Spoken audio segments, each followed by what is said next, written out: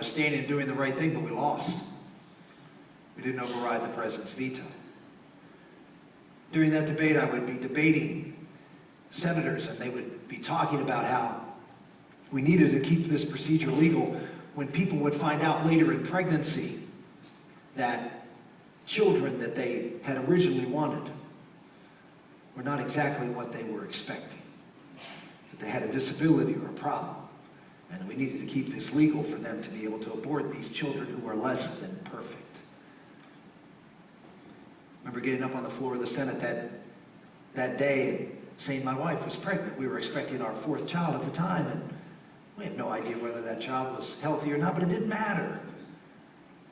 It was our child, it was our son. Whether that child is 20 weeks in gestation or 20 weeks old, will we treat them any differently? That's my son, that's my daughter. Well, a week later, we had a sonogram halfway through a pregnancy, a routine sonogram. And the sonographer kept going over this one particular area, and ran out and got the doctor, and he kept doing the same thing. And he finally looked at us and said, "Your son has a fatal defect and is going to die." We had all of our children gathered around with us, and we all started crying. They didn't know what was going on. They were little. We rushed out of the car, and we just sat in the parking lot and cried. I went from tears to anger. How dare you do this to me?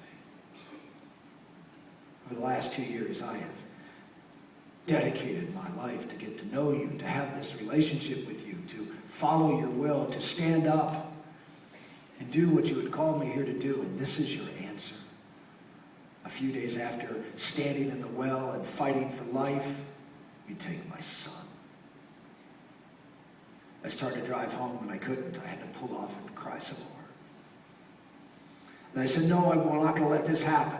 We're going to do everything we can to fight. So we tried. We called a hospital up in Philadelphia, and they performed some surgery to try to correct the defect to help him live. And it worked. We had hope. He was going to survive. We traveled to Pittsburgh to celebrate my in-laws' 50th anniversary. Everything was just turned around. I thought, okay, God, you're faithful. You're doing it. You're healing. Thank you. I was driving up to Erie, Pennsylvania. I got a phone call. You got to come home. Why? I'm on my way up to Erie. I said, your wife has a temperature. She has to go to the hospital. I knew what that meant. They said the one thing that can happen with this surgery is that there could be an infection, and if there's an infection within 3 or 4 days, she'll have a temperature. We rushed her to the hospital. We didn't want to deliver our child, but if we didn't, both Karen and she would, and that baby would die. So we delivered in the middle of the night little Gabriel Michael. We held him. And he knew only love for the 2 hours that he lived. Went home and we were angry. Why would God do this to us? Why would he take our son? Why would he put us through this? Why would he keep pulling at us?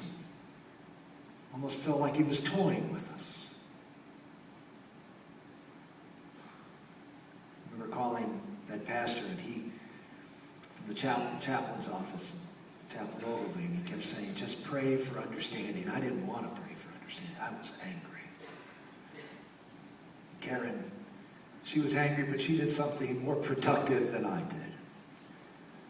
She'd always kept a diary. She always kept a diary of all of her children. From the moment of the conception, she would write a diary and put their sonogram pictures and everything to sort of chronicle their life before they were aware of life. She did with Gabriel. And through this difficult time, she kept writing letters to him to try to someday be able to show him what he went through to survive. But after he died, she kept writing. And several months later, her mother, she shared those letters with her mother, who had lost a child 50 years before. And her mother encouraged her to print those, publish those. I didn't. I said, why would we want to share such horrible private moments? But she did, and she published this little book called Letters to Gabriel. That little book has sold out 25,000 copies, and we have literally over 1,000 letters of lives that were saved because she was willing to talk about the dignity of that little boy and his life and our struggle.